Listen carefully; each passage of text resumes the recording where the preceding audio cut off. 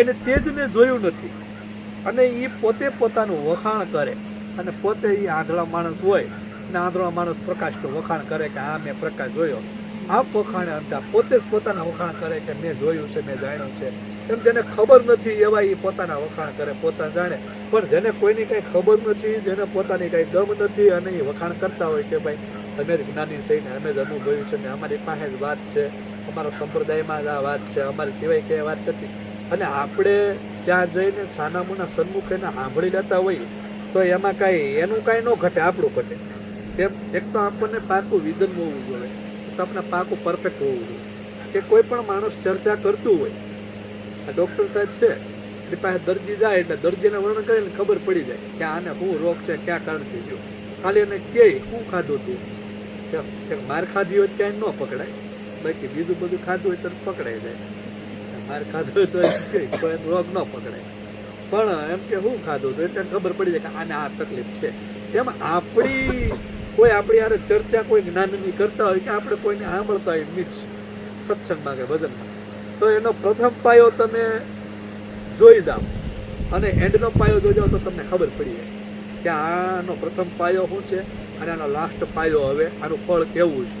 આ બીજ રોપાણું છે પણ આનું ફળ કેવું છે એટલી ખબર પડી જાય. પછી વૃક્ષ મોટું થાય ને એને ફળ, એને પાંદડા આવે ને એને પછી મોર આવે ને એને ફળ આવે, પાકે ત્યાં સુધી વાટ જોવા દઈ તો આપણે મૂર્ખાઈ કહેવાય. વચલો ગાળો મહત્વનો રહેતો નથી. આરી આરું વાતું થાય કે આરી ચર્ચા કરે એક આપણને ખ્યાલ પડી જવો જોઈએ.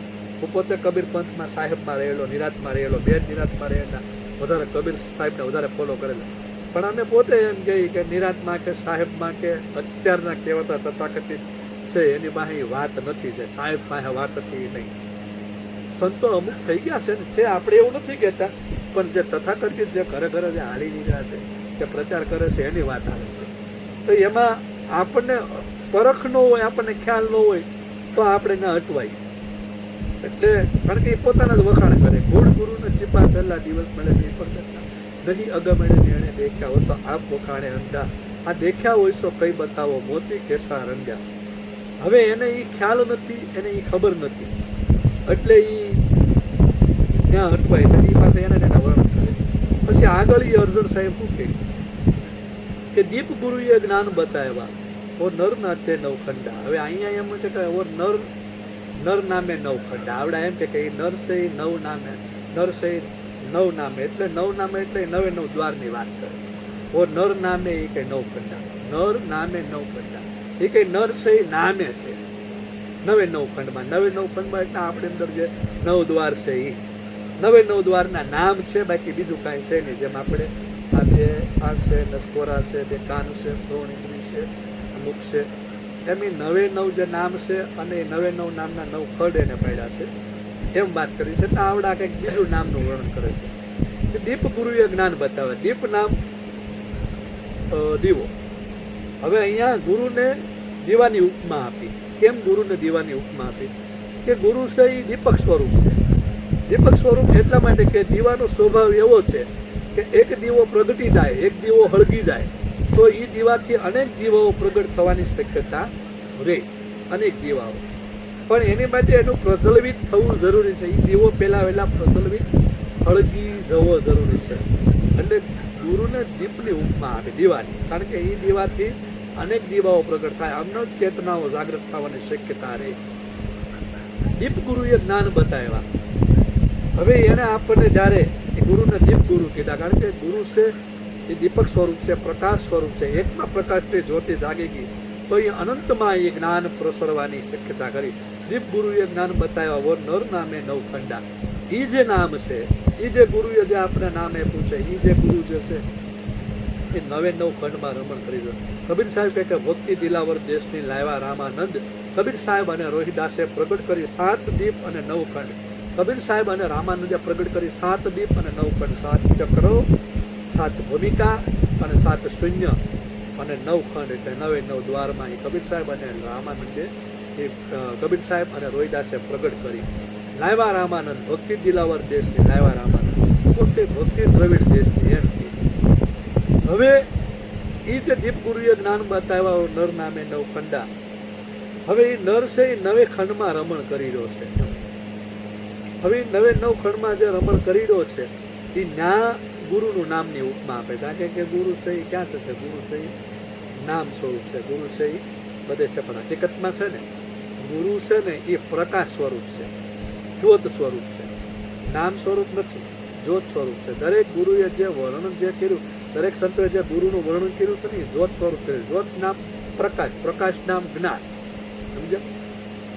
એમ વર્ણન કર્યું. દીપ ગુરુએ નામ બતાવ્યો નર નામે નવ ખંડા. આગળની એક કડી છે એ લક્ષ્યમાં લીધા કારણ કે હવે હું છે દાદા કે મારે ગઢ પણ આવી ગયું એટલે બુદ્ધિ બહુ ડાયવર્ટ ઓછી થતી છે.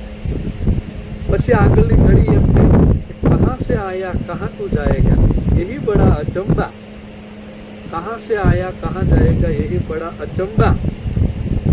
હવે આપણે હમણાં થોડીક વાર પહેલા વાત કરી કે તું ક્યાંથી આવ્યો ક્યાં જવાનો હતો અને હવે એનું તારું મુકામ ક્યાં છે. તો અહીંયા પ્રશ્ન કર્યો કે કહાં સે આયા કહાં જાયેગા. રવિરામ ને કિમ સાહેબની જ્ઞાન ગોષ્ઠીમાં બે ચર્ચા કરે તો રવિરામ મહાત્માને કિમ સાહેબ પ્રશ્ન પૂછે કે તમે ક્યાંથી આવ્યા છો ક્યાં જવાનું છે. તો કિમ સાહેબ ને રવિ સાહેબ કે હમ આયે હે નૂર से અમરાપુર હમારા ધામા ઉડતા ચડી આસમાન તબ બ્રહ્મ હમારા ધામા.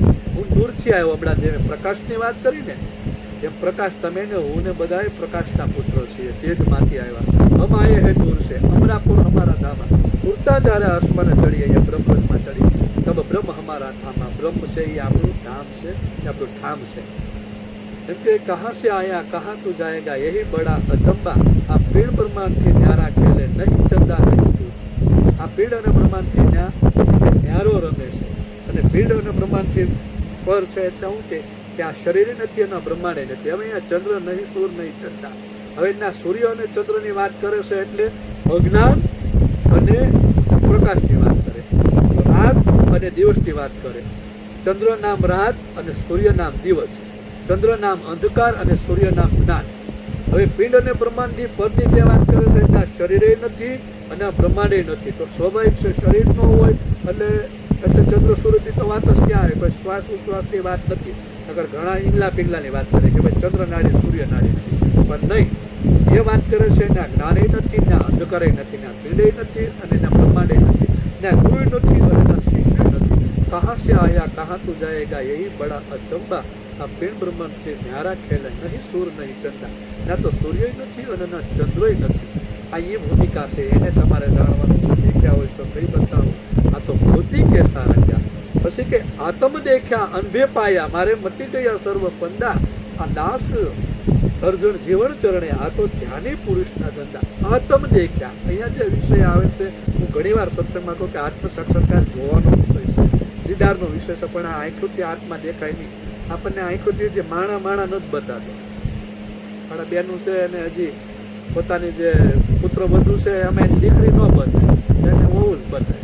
અને પાછી દીકરીઓની પાછી અમે એને હાહુમાં એના હાહુ જ બતાય, માં ન બતાય. દીકરીઓની ભૂલ તો હોય થોડી કે એ ધ્યાન રાખવું. કે હાહુ દીકરી ન બતાય તો પછી આપણને માં તો બતાવ્યું જ હોય. હવે આપણને એ માણા નથી બતાતો તો આત્મતત્વ ક્યાંથી બતાય? આત્મતત્વ જ બતાવવું જોઈએ. અમારા સાધુ સંતોમાં એવું હોય, બધા વાતો કરે જ્ઞાનની ચર્ચા કરે, પણ હજી તો એમાંય હજી એને વાતો કરે અણુને ભગવાન સર્વવ્યાપક છે, પણ હજી અમારામાં એને નથી બતાવતો, આપણે એનામાં નથી બતાવતો. અણુઓમાં બતાવવાની વાત તો પછી માણા બતાય તોય બરોબર છે, ખાલી માણસમાં માણસ બતાય. આત્મ દેખ્યા આત્મતત્વ જોવાનો વિષય છે, પણ જ્યારે મારી અને તમારે જ્યારે દિવ્ય ચક્ષુ થાય, બ્રહ્મ ચક્ષુ થાય ત્યારે બતાય. જ્યારે દિવ્ય ચક્ષુ થાય ત્યારે આત્મતત્વ કેમ છે એ બતાય. આ આંખેથી આત્માના દર્શન ન થાય, પણ આ આંખોની અંદર જ્યારે દિવ્ય ચક્ષુ જ્યારે થઈ જાય, બ્રહ્મ ચક્ષુ જ્યારે થાય ત્યારે આત્મ સાક્ષાત્કાર થાય. તો કે આત્મ દેખ્યા અનભે પાયા, અનભે પદ થઈ જાય. એને કોઈ પ્રકારનું ભય રહેતું નથી, એને કોઈ પણ પ્રકારનું, એટલે ભય એટલે એવી વાત નથી કે કોઈ આપણે કોઈ ગમે કોઈ આપણે ધમકાન દેવું નહીં, એમ નહીં. ભય એટલે એ નિર્ભય પદ એને કીધું છે કે એને આવન જાવનનો ભય મટી જાય કે હવે મારે આવવાનું મટી ગયું, જવાનું મટી ગયું, નિર્ભય પદ પડી જાય, પરવાનો એક મળી જાય. જેમ રવિરામ મહાત્મા કહે કે અબ ન આવું અબ ન જાવું અબ ન ધરું મેં કુડા ધ્યાના કહે રવિરામ ભાણ પ્રતાપે મને લીખ દિયા અમર પરવાના. આ આવા જવાનું નથી, એ મને પરવાનો લખી દે, એને નિર્ભય પદ કહેવાય. આત્મ દેખ્યા અનભે પાયા મારે મટી ગયા સર્વ ફંદા. મારે બધા હવે ફંદ મટી ગયા. હવે આપણે કાંઈ ફંદ કરવા પડે નહીં, બધા